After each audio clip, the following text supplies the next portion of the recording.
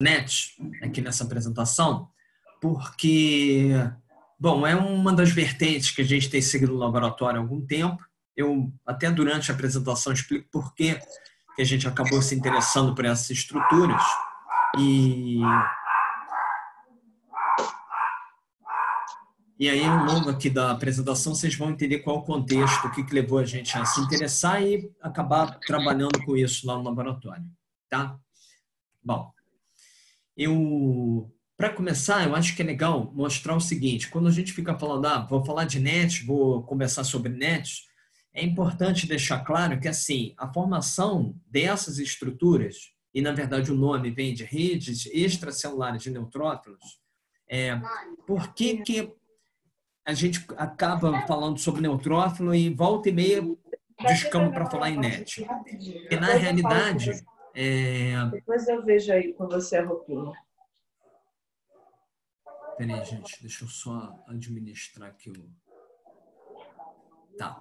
Então, na verdade, a gente acaba falando em NET porque a formação de NETs é uma das possíveis formas de atuação do neutrófilo como resposta, de uma forma geral.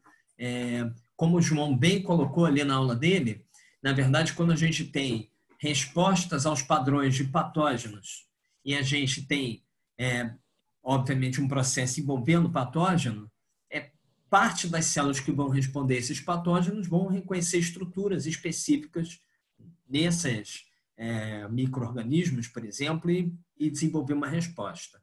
Então, parte da resposta que o neutrófilo faz é gerar essas redes extracelulares, que a gente vai falar em seguida. Porém, o que é importante aqui é deixar claro que não é a única resposta. É óbvio.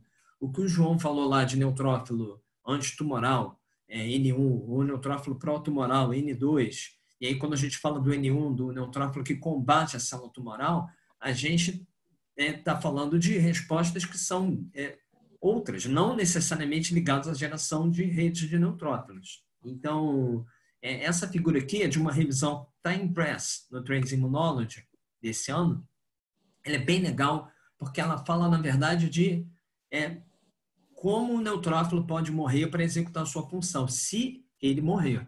Então, na verdade, é bem interessante, eu posso até passar para vocês depois dessa revisão, mas ele inclui aqui a geração de NETs como uma das possíveis formas de morte dessa célula e para poder executar a sua função. O que a gente vai ver aqui, na verdade, vou tentar mostrar para vocês, é que, na realidade, essa função, que deveria ser uma função a priori de defesa, vocês vão ver pelas primeiras figuras, ela pode ser também subvertida pela progressão tumoral, vamos dizer assim, pelas células tumorais, para utilizar essas estruturas em prol da progressão tumoral.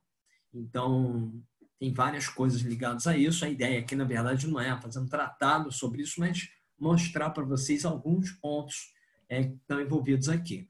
Bom, um deles, obviamente, é que a gente fala de pumps, né, de padrões de patógenos, mas quando a gente fala, na maioria das vezes, de progressão tumoral, a gente não está envolvendo patógeno. Então, aí entram os dumps, né, os sinais de alerta que podem servir como alarme para a geração dessas estruturas. E então, a gente não vai estar falando necessariamente de patógeno, embora em algumas figuras vocês vão ver que tem utilização de estruturas que vêm de patógenos, como se houvesse uma potencialização dessa resposta celular. Tá?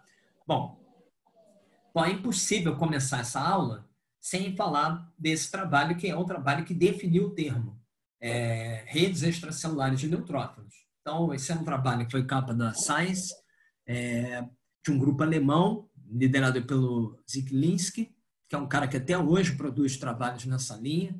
E esse é um trabalho, eu diria assim, pivotal para a gente poder conversar sobre NET. Vocês terem uma ideia, ontem eu estava montando isso aqui, um pouco de inspiração da palestra que a gente viu do professor Fernando Cunha, da USP de Ribeirão Preto, trabalho que tem 6.000 citações, só esse trabalho, no Google Scholar.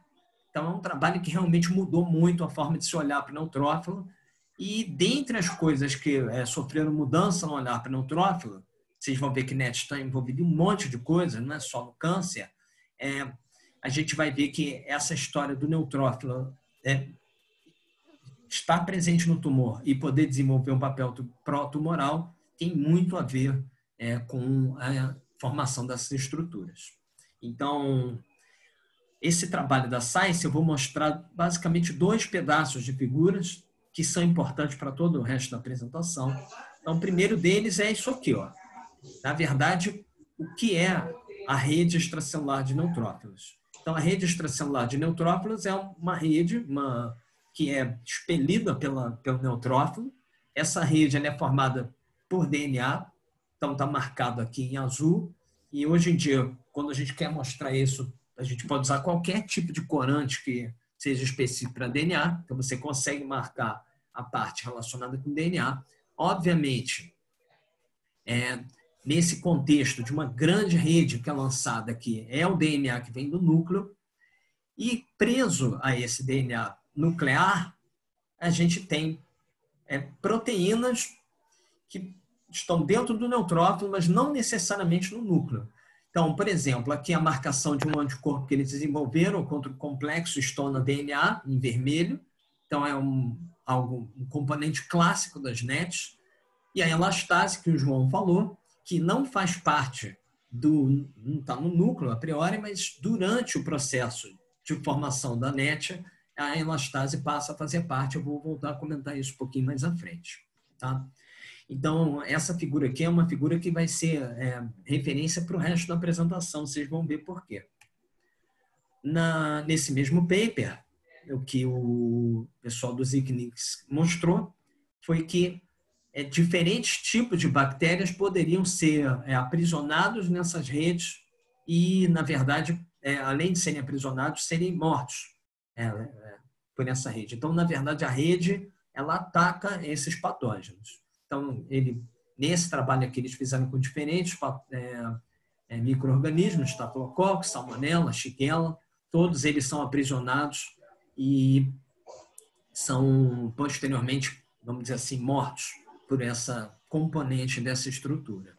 Bom, isso eu estou falando de um trabalho de 2004, como eu falei para vocês, esse trabalho tem 16 anos e 6.000 citações no Google Scholar, e muita coisa foi feita com NETs desde então. Então, para vocês terem uma ideia, só para expandir um pouco o horizonte, não ficar preso só a questão da biologia tumoral, hoje a gente sabe que essas estruturas estão envolvidas em muitos processos patológicos em que há, de alguma forma, uma inserção do neutrófilo. Então, obviamente, o próprio processo inflamatório, sepse e outras doenças com caráter inflamatório, diabetes, infecção, autoimunidade. Então, na verdade, a autoimunidade existe toda uma linha específica em que se mostra que, por exemplo, as NETs podem favorecer a formação de alguns anticorpos durante essa autoimunidade, ou seja, anticorpos gerados contra estruturas das NETs. Várias outras doenças com caráter inflamatório, gota, trombose, que foi onde a gente acabou se interessando por essas estruturas e passou a trabalhar com elas. Então, quer dizer, na verdade, e o próprio câncer. Como eu vou tentar mostrar para vocês pelo menos a ponta do iceberg, a gente tem bastante informação sobre NETs em câncer.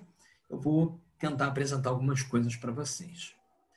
Bom, mas por que tantas doenças em volta dessa, ou com alguma interface com essa estrutura? Então, em parte, a resposta pode ser dada por essa figura aqui de uma outra revisão, uma revisão do Circulation Research, que foi publicada ano passado pelo grupo da Denisa Wagner. E nesse trabalho eles fazem uma figura bem legal, que é essa aqui, ó, que eles colocam os alvos moleculares. Então, na verdade, quem poderia ser alvo para prevenir a formação dessas estruturas ou, obviamente, por terem papel importante na geração das estruturas, o tipo de doença em que tem sido mostrado, e aqui só, como eu falei, ponta do iceberg. Por exemplo, o sepse nem está descrito aqui. Né? Ela botou, acho que, eles trabalham mais por lá.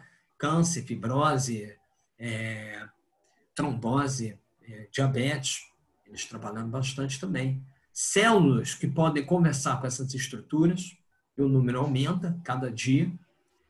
E mais ou menos aqui, o que esse doutor Physiological and Pathological Outcomes, mais ou menos o que seriam os efeitos de você destruir essa estrutura, aí está mais ou menos relacionado com isso. Então, quer dizer, na verdade, poderia ser, em alguns casos, efeitos bons ou ruins. Então, por exemplo, como eu vou mostrar para vocês mais à frente, a destruição dessas estruturas poderia ajudar a não formar trombo. Por exemplo, no trombo associado à presença de um tumor.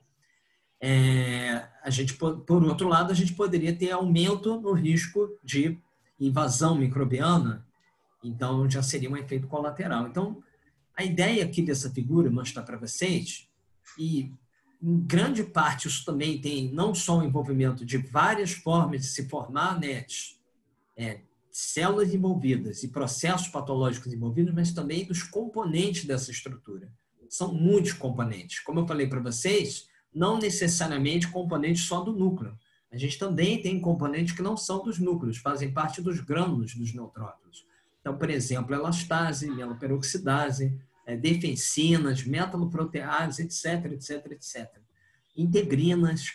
Então, na verdade, até existem alguns trabalhos que fazem a análise proteômica dessas estruturas e mostram que, dependendo de quem induz a produção, o conteúdo é diferente. Então, na verdade, a gente está falando de um troço extremamente complexo, saindo um pouco dessa simplicidade da formação de uma rede e de alguns componentes grudados, a gente hoje sabe que é muito mais complexo. A formação das redes, ela pode ser ocasionada por diferentes formas de deflagração decorrente, por exemplo, da progressão de diferentes doenças ou fazer parte da progressão dessas doenças. Os componentes são muito diversos. As células que podem interagir com essas estruturas são as mais diversas possíveis, a maioria, obviamente, ligada a alguma coisa do processo inflamatório ou sistema vascular. E essas estruturas têm sido apontadas como alvo para eventuais resoluções ou atenuação de processos patológicos.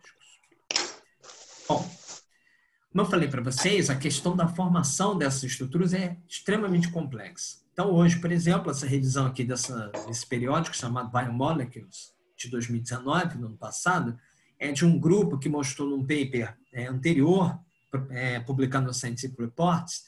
Eles mostraram que, por exemplo, os fatores transcricionais e a atividade transcricional é importante para o desempacotamento desse DNA. Então, na verdade, o que a gente está falando é que, de certa forma, a formação das redes de neutrófilos, ela envolve um estímulo inicial, que aí já é campo vasto na literatura. Ele pode ser dependente de NADPH oxidase, pode ser independente de NADPH oxidase, pode ser dado por uma lista, eu vou mostrar alguns na tabela a seguir, que podem deflagrar a resposta do neutrófilo, envolver sinalização intracelular, que faz com que alguns componentes presentes no neutrófilo se fundam com o envelope nuclear e favoreçam o desempacotamento do DNA. Então, isso aí levando então, à extrusão dessa rede. Então, isso aí é algo bastante complexo, porque, na verdade, a gente está falando de uma série de estímulos diferentes. Isso aqui é um exemplo, isso é uma revisão da Nature Reviews Immunology, de 2018, e vocês veem aqui, ó, a tabela per se já mostra para a gente quão complexa é a história. Estímulos diferentes, estímulos, na verdade, que podem nem existir na natureza, de certa forma, como PMA, ionomicina, ou patógenos, ou complexos imunes, cristais, como o que a gente encontra na gota, parasitas, levando, então, à ativação de determinados receptores, conhecidos ou não, vias de sinalização e processo de formação das NETs que pode ser dependente de NADPH oxidase, ou ser dependente de uma proteína importante, que é essa aqui, ó, a PAD4. Então, a PAD4 foi mostrada há alguns anos como sendo crucial para a formação das NETs, porque ela promove a citrulinação de determinados pontos das histonas, que levam, então, à facilitação do desempacotamento desse DNA nuclear, levando, então, a uma descondensação que permite, então, também que várias proteínas presentes no neutrófilo consigam se ligar a esse DNA, e quando o neutrófilo forma essa rede, ele lança extracelularmente uma rede contendo DNA, mas decorada com uma série de proteínas, algumas delas com papel já definido na literatura, várias com papel não muito claro, mas proteínas de defesa, elastase, enfim. Várias dessas proteínas relacionadas, obviamente, com o papel inicial, que era de defesa contra patógeno, mas que podem também estar ligadas a vários dos processos patológicos que a gente falou acima. Tá? Então, de uma forma geral, isso aqui seria uma das possibilidades de você ter a formação das NETs. Então, um estímulo inicial, os grânulos dos neutrófilos, eles começam a se fundir com o envelope nuclear. Esse pacote todo com o DNA desempacotado, facilitado pela citrulinação de alguns resíduos das histonas, levando, então, à formação e extrusão desse material. Tá? Bom, a coisa não é tão simples, porque, na verdade, há alguns anos também começou a se discutir a questão de que a formação de NETs ela pode ser não só deflagrada por diferentes sinais, seguir por vias de sinalização distintas, gerar o desempacotamento do DNA e o aprisionamento nesse DNA de proteínas diferentes, dependendo de quem gerou esse estímulo, mas também uma coisa importante que tem sido discutida por alguns autores é a questão de quão intensa é essa formação de NET. Ela pode ser intensa a ponto de que o neutrófilo morre, então seria, vamos chamar assim, netose suicida, em que foi chamado de netose, de fato, inicialmente como um tipo de morte celular, em que o neutrófilo ele gera NET, mas ele morre. Então, ele basicamente cospe tudo para fora e esse material, então, passa a executar a função que deveria ser executada pela célula viva. E, por outro lado, tem sido bastante avaliado ultimamente, não é uma revisão super recente, mas mais informações a respeito do que se chama, então, de mitose vital. O neutrófilo, ele produz a rede, mas ele permanece vivo, executando outras funções. Então, a ideia aqui, na verdade, é só falar para vocês que quem tiver interesse procura isso na literatura que vai achar muita coisa. Na verdade, a gente tem bastante informação em diferentes vertentes. Tá? A maior parte dos trabalhos que eu vou falar para vocês não entra nesse detalhe do tipo específico de netose que está sendo sofrida. A maioria praticamente associa isso à netose terminal, vamos dizer assim. A gente não vai se prender isso muito à frente. Tá? Bom, e o câncer? Né? Porque até então eu estou falando de vários fenômenos ligados a, vamos dizer assim, defesa, geração de NET como resposta, por exemplo, a um patógeno. Mas quando é que começou a se pensar que poderia haver um papel dessas estruturas no câncer? Eu diria que não um dos primeiros, mas vamos dizer assim, entre 2011 e 2013, os primeiros trabalhos que começaram a atribuir ou a propor um papel para essas estruturas no câncer, um deles foi esse também do grupo do Ziglinski, tá? Que foi publicado no Frontiers Immunology em 2013. O que é interessante desse trabalho é um trabalho quase uma carta, quase uma comunicação. Ele é muito simples, mas ele lança a ideia. A ideia aqui é a seguinte: eles mostram a presença de NETs em amostras tumorais, tecidos tumorais. E, na verdade, ele mostra que a presença de NETs está mais comum em tumores que tiveram metástase. Então, por exemplo, se vocês olharem aqui, tumor com metástase? Sim. Presença de NET, sim. Sem metástase? Não, ausência de NET. Então, neutrófilos quase universalmente presentes, isso faz parte do microambiente tumoral, e a partir daí é que começou a se tentar investigar esse papel. Aí vocês veem, é simples, o trabalho ele é bobinho, mas lançou uma ideia bem interessante, que foi rapidamente abraçada por outros grupos, e logo em seguida se mostrou que, na verdade, o que acontece é que as células tumorais podem interagir fisicamente com as NETs. Então, por exemplo, aqui a gente está vendo uma micrografia, a microscopia eletrônica, mostrando célula tumoral grudada na NET. Então, fazendo uma analogia que a gente viu aqui, ó, vocês veem, está aqui, célula NET, diferentes tipos de patógenos, e se a gente não dissesse nada, poderia ser outro tipo de patógeno, mas não são células tumorais. E aí entrou a história, bem, as células tumorais estão grudadas nas NETs para serem atacadas pelas NETs, ou as NETs levam a alguma resposta pró-tumoral. Isso aí, na verdade, foi algo que se investigou logo em seguida. Então, por exemplo, esse grupo canadense publicou no JCI em 2013, também é um dos primeiros trabalhos em que se investigou isso, que as células tumorais poderiam aderir às NETs em condições estáticas, ou seja, NET imobilizada e célula colocada por cima, ou em condições dinâmicas, ou seja, sob fluxo.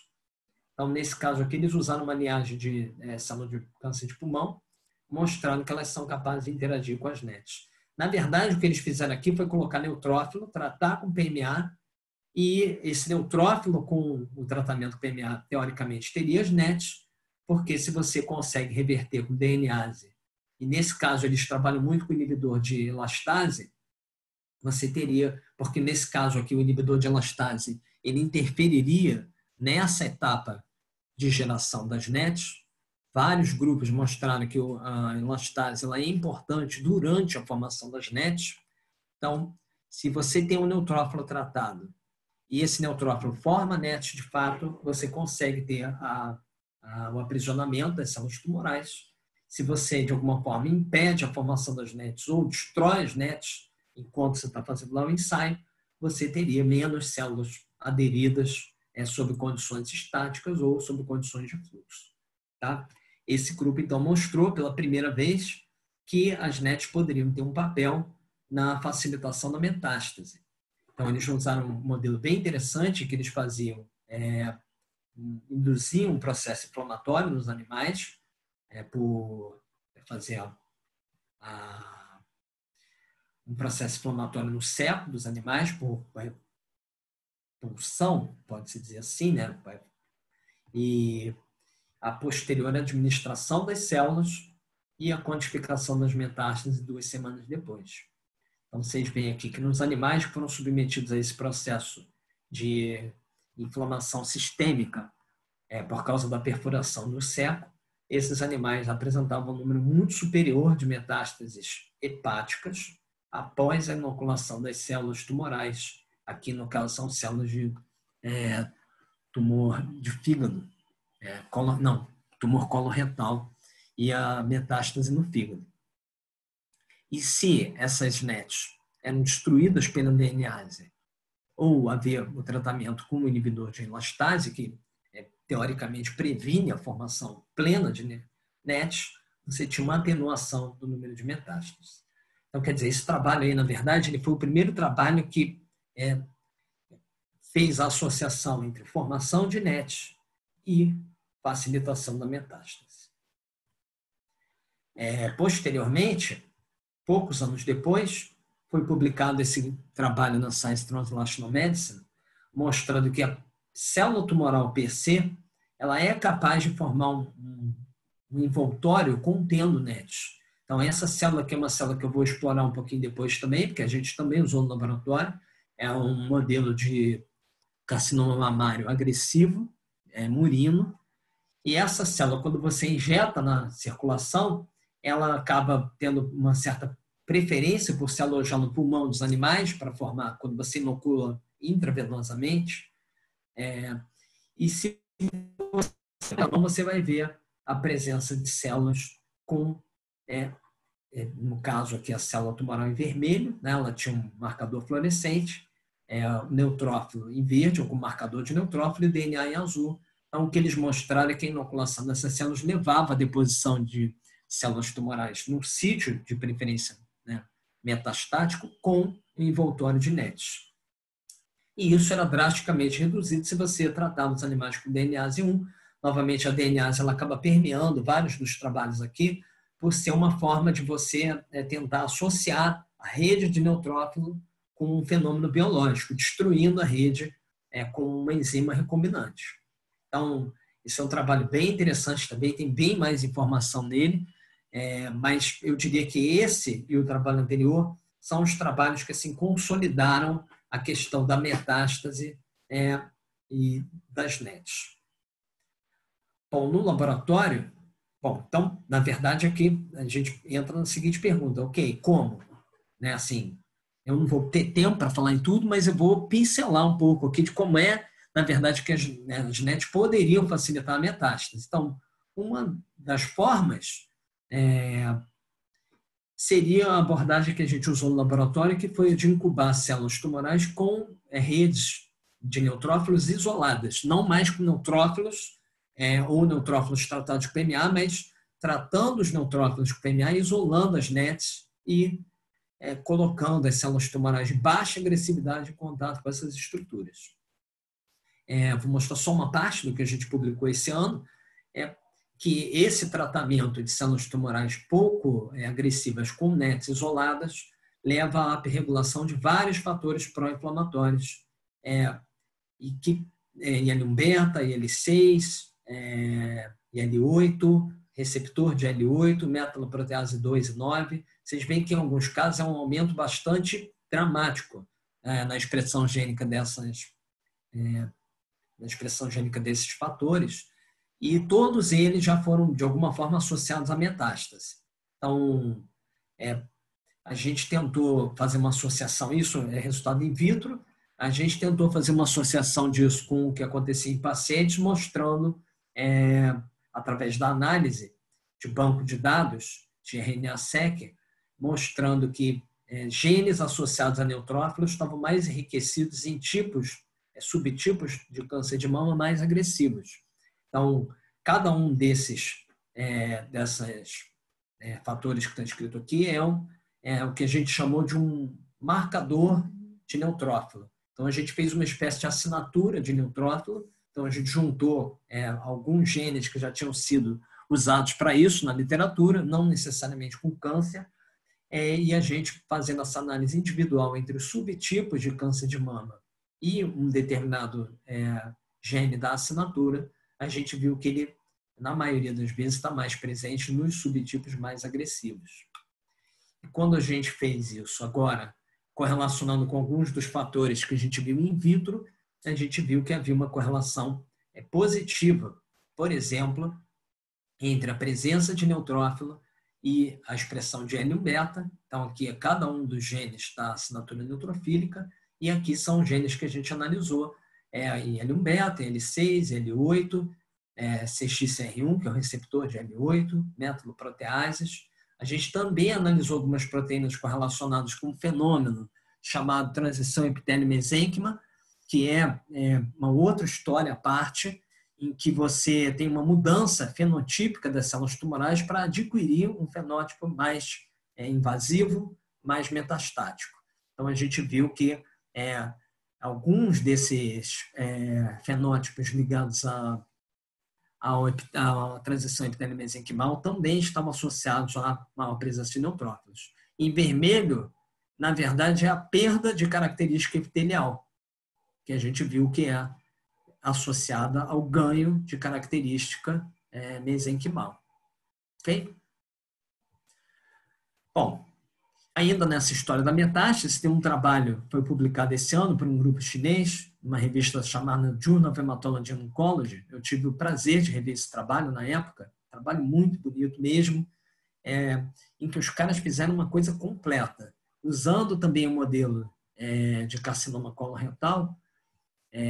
O que eles mostraram é uma linha completa de que as NETs poderiam facilitar a metástase através da interação com receptores do tipo TOL, promovendo, então, uma resposta pró-inflamatória na célula tumoral via NF-κB e a regulação de COX-2, levando à produção de várias citocinas pró-inflamatórias que facilitariam o processo metastático. Então, esse é um trabalho bem bonito, bem interessante, que eu também recomendo bastante. Quem tiver mais interesse, olhar lá. Eles propõem algumas vias de atuação, poderiam reduzir esse potencial metastático. Então, eu diria que, assim, com esses trabalhos, como eu mostrei para vocês, nosso e de outros grupos, se estabelece, então, uma ideia de que a formação de NETs, seja na corrente circulatória, seja no nicho que vai ser posteriormente metastatizado, ou seja, no tumor primário, facilitando a transição dessas células para um estado mais agressivo, todos eles poderiam contribuir em diferentes pontos para o aumento da metástase. Bom, Robson. Sim? Desculpa a minha curiosidade. Aquilo é hidroxicloroquina mesmo? Olha, eu tenho que olhar lá no trabalho, Alice. Eu realmente não lembro. Assim, eu dou uma olhada lá depois e te falo. Tá? Pode ser, mas eu não estou me arriscando muito com as siglas, não. Tá? Mas não, lembra depois que... eu olho também. Mas mesmo que seja, lembra que essa droga ela é bem específica. Tá? Então, mesmo eles apontando aqui como bloqueador dessa resposta de TOL, você vai achar 100 trabalhos mostrando 100 efeitos diferentes dessa maneira. Eu estou falando da hidroxicloroquina porque a gente andou olhando isso no Covid, né? Eu andei olhando. Mas daqui a pouco eu dou uma confirmada nisso, tá? Obrigado. Depois eu olho. Então, gente, além da metástase, alguns trabalhos se dedicaram a mostrar também se as NETs poderiam facilitar o crescimento primário dos tumores. Lembre que, na verdade, quando a gente fala em biologia tumoral, a gente está falando em duas coisas diferentes. Uma é o crescimento primário, ou seja, o foco primário do tumor, onde ele apareceu, vamos dizer assim. A outra é a saída das células tumorais para um novo foco tumoral, um foco secundário, um foco metastático. Então, os trabalhos que eu apresentei acima para vocês, eles vão um pouco na cronologia da história. Primeiro, se mostrou envolvimento na metástase. Mas também há trabalhos que mostram envolvimento no tumor primário. Esse é um trabalho também do grupo da Adelisa Wagner, da Harvard Medical School, em que eles publicaram no Oncoimmunology, alguns anos atrás, um trabalho mostrando, ou vamos dizer assim, propondo esse envolvimento usando um modelo de carcinoma de pulmão. Então, eles utilizaram animais knockout para essa proteína PAD4, que é envolvida na geração das NETs, e esses animais, quando tinham essas células enxertadas subcutaneamente, eles desenvolviam tumores com progressão primária mais lenta e, no caso aqui, tumor peso final, né, no endpoint que eles determinaram, menor. Eles associaram isso à menor presença de NETs no tumor primário, que nesse caso aqui eles demonstraram pela marcação pela estona citronilada, que, vamos dizer assim, é aceito por boa parte da literatura como um marcador de que está havendo netose naquele lugar. Então, vocês veem uma elipse, ou seja, é um marcador de neutrófilo. A estona citronilada, desse desempacotamento do DNA neutrofílico com citronilação das estonas, não só da 3, né, como outras, e DNA. Então, o que eles mostraram é que o animal PAD4 tinha uma quantidade menor de NETs no tumor primário, e isso estaria associado a uma progressão mais lenta do tumor. Outro grupo também teve a oportunidade de mostrar isso no modelo também de carcinoma coloretal, em que eles também utilizaram animais PAD4 knockout e mostraram uma progressão mais lenta desses tumores depois de uma inoculação subcutânea. Então, os animais knockout desenvolvem o tumor mais lentamente quando você pega a célula. Lembre que quem é knockout é o animal. A célula que é enxertada nos animais, ela é uma célula de linhagem. Ela não é nocauteada para nada. Então, na verdade, o nocaute é o animal. Então, teoricamente, assim como foi mostrado aqui que o tumor primário tem menos NETs, teoricamente, nesse animal, os tumores também teriam menos NETs. Então, isso é uma forma, vamos dizer assim, indireta de tentar atribuir o papel na progressão primária dos tumores a essas estruturas. Bom, como é que a gente se interessou pelas NETs? A gente se interessou pelas NETs com um trabalho que também até precede aquele trabalho lá do grupo do Ziklinski, porque como o neutrófilo ele é uma célula vascular e ele pode ser recrutado para sítios de injúria onde há formação de trombo, rapidamente as pessoas começaram a se interessar, a ver se as NETs seriam capazes de promover algum papel relacionado à formação do trombo. Então, essa é uma revisão de 2012, mas vocês veem, nessa revisão, além da figura clássica mostrando as bactérias grudadas na NET, eles mostraram que as plaquetas também eram capazes de interagir com as NETs. Então, é uma figura bem bonita que eu gosto de usar, mostrando a plaqueta interagindo com a NET. Não vou entrar em detalhes aqui, porque não é o objetivo da aula, mas o que se mostrou em sequência foi que essas estruturas elas eram capazes de gerar vários fenômenos relacionados com favorecimento da formação de trombo. Então, diferentes pontos da trombogênese eram favorecidos pela rede extracelular de neutrófilo. Então, voltando para o câncer, esse grupo da Harvard, lá da Denisa Wagner, mostrou em 2012 que animais contendo tumores enxertados apresentavam neutrófilos que tinham maior propensão à geração de NETs. Então, esse é um trabalho bastante importante também na área. O que eles fizeram basicamente foi pegar os neutrófilos de animais sem tumor ou animais com tumores enxertados e, in vitro, estimular esses neutrófilos com PAF, que é um dos possíveis agonistas da lista quase infinita de moléculas capazes de induzir a formação de NETs. E o que eles mostraram é que, na verdade, o que acontece é que essas células têm maior propensão à geração de NETs. É o que está mostrado aqui. Por exemplo, com 10 micromolar, vocês veem que animais controle geram menos NETs do que animais que têm tumores enxertados a partir dos 14 dias. Na verdade, esse tumor que eles utilizaram aqui nesse experimento é um tumor que eu vou mostrar na sequência também, modelo carcinoma mamário, que foi usado nos papers da Science Translational Medicine, que é a célula 4T1. Então, ela gera uma resposta muito dramática, muito rápida nos animais. Então, os animais, a partir do 14º dia, já têm neutrófilos com grande capacidade de geração de NETs. O que eles propuseram na época, nesse trabalho aí, é que isso teria uma associação direta com a trombose associada ao câncer. Porque, na verdade, se sabe que durante a progressão tumoral, os indivíduos têm uma tendência aumentada à trombose.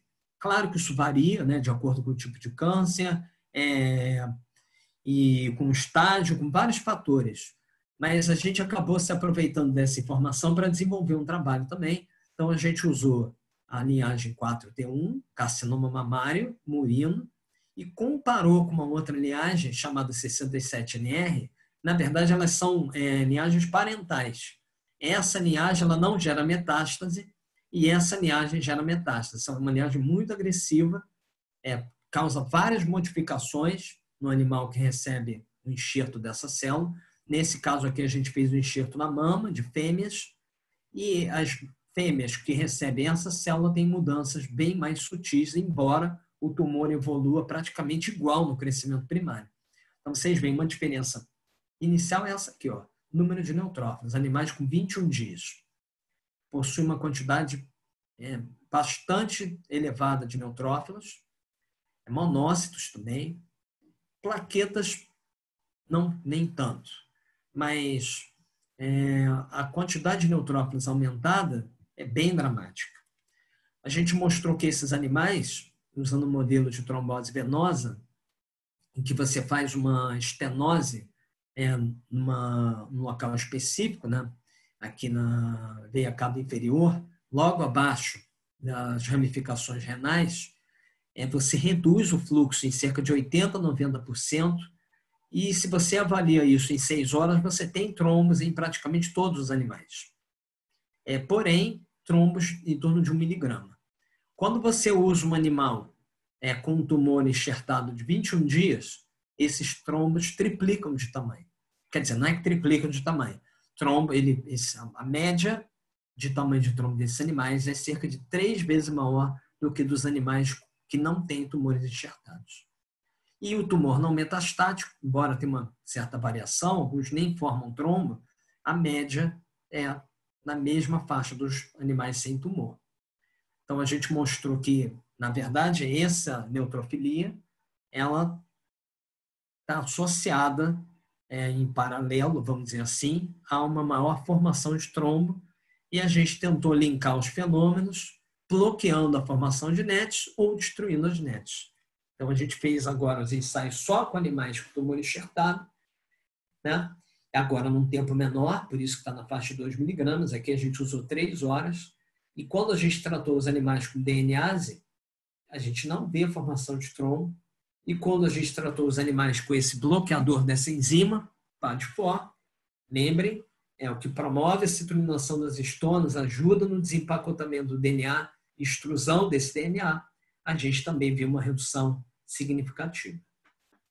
Então, com isso, a gente propôs nesse trabalho que alguns tipos de tumor poderiam versar com aumento do número de neutrófilos, está associado em várias vezes com o aumento de uma citocina chamada GCSF, que é uma citocina capaz de promover a mobilização dos neutrófilos a partir da medula óssea, elevando, então, o número de neutrófilos circulantes, e também, de certa forma, facilitando essa maior propensão à geração de NETs. E as NETs, então, ajudando na formação de trombos e outros fenômenos que a gente indicou aqui por causa de trabalhos prévios de outros grupos, como, por exemplo, o efeito pró-metastático, que eu falei para vocês.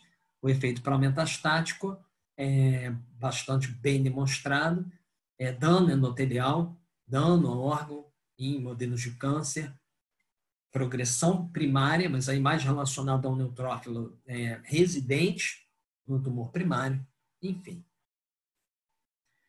Bom, e com isso, na verdade, a ideia aqui para vocês é a seguinte, a gente tem uma ideia de que, bom, os neutrófilos, eles podem exercer eu acho que eu vou pegar um pouco carona no que o João falou, para não ficar uma impressão de que os neutrófilos são sempre células protumorais, mas, na verdade, o que acontece, o nosso conceito é que, na verdade, eles começam protumorais e eles vão sendo subvertidos para mudar o seu fenótipo, para se tornarem eles passam de antitumorais para protumorais.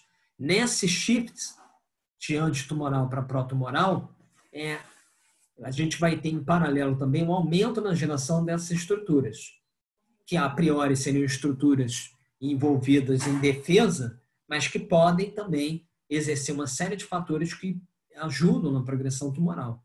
Por exemplo, essa revisão aqui de 2017, mas ela já fazia mais ou menos uma menção a possíveis fatores, a possíveis fenômenos protumorais, como, por exemplo, aumento do tumor primário, metástase, aumento da trombose associada ao câncer. Quem exatamente está envolvido nisso vai depender da abordagem que o trabalho tem. Como vocês viram, elevação dos fatores pró-inflamatórios, que podem favorecer mudança de fenótipo das células, como aquisição de fenótipo mesenquimal ou fenótipo mais invasivo, produção de substâncias que facilitam a metástase, enfim, tem várias vertentes aí que têm sido seguidas aí recentemente. Eu não coloquei aqui, mas tem um trabalho recente, super recente, publicado na Immunities, nada mais, nada menos que na Immunities, mostrando que as redes extracelulares de neutrófilos poderiam facilitar a evasão, a ação dos linfócitos citotóxicos. E, com isso, aumentar ou causar o fenômeno imunossupressivo, que é o que tenta se atacar com as terapias atuais, que tentam resgatar o papel desses linfócitos. Esse é um trabalho bem interessante também, eu posso mandar para você, não tive tempo de colocar aqui na aula, mas é um trabalho desse ano, que soma mais um tijolo aí às possíveis funções protomorais dos neutrófilos. Tá?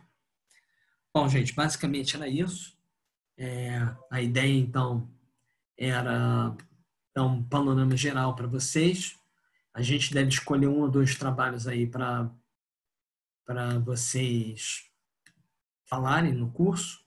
Então, é isso aí. Estou aberto aí às perguntas para quem... Deixa eu só parar aqui a gravação. Vou parar o share e vou interromper a gravação também.